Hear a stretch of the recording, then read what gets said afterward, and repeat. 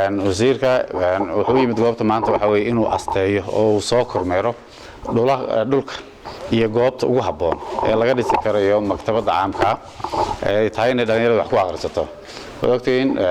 waxa la eegayaa kulaba wax kasta aqoon bay leeyihiin wasiirku waxa la socdaa agaasimihiisa dhulka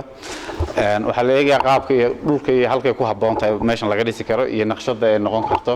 waa in mar hadeen doonayaan public library gobolkan dhaqaajino waa in meesha ku habooneed iyo naqshadii ku habooneed loo helaa maadaama maanta halka awoodeed ay wasiirku u socdaa inuu soo saxmiyo dhulkii dabeedna lagu wareejiyo marka la bisleeyo dhalinyarada aadko oo anaga gobol ahaan ballan qaadnay inaan kala shaqeynayno aadko lacag ma hayso wadagtiin dhalinyarada gobolkana lacag uma library waa in laga hawlgalo anigu barigii waan la ratay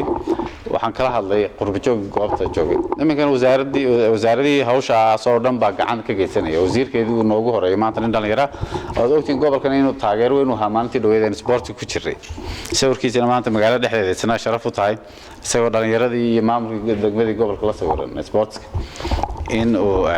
isna taa sharafta ay ku helay taageeradu taageersan oo daba taagnaa maalinta ciyaarta ugu horeysay ilaa maalinta ugu dambeysay guuleysaneen anoo ka faa'iideysanayna taageerada wasiirka ulaha guud ee gobolkan taageeray fursad bay runtii sharaf noqotay in aanu jaanis ka dhaqaajino maanta waan aniga marka xilka lagu soo wareejiyay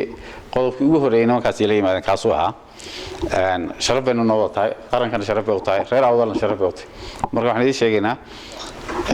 socdaalka wasiirku taas ku qosaya ujeedada ayaan idin sharaxaya wuxuu u socdaa inuu asteeyo waxaana laga fikirayaa goobtii laga dhisay goobaha waxa kamid ah halkan kuliyada caafimaadka la siiyay ayaa kamid ah waxa kamid ah goobo kale oo dawladdu leedahay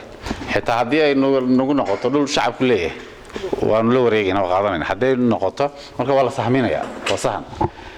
taas aynu nimi halkan imika waxaanu ka wada hadlaynaa arintaas si loo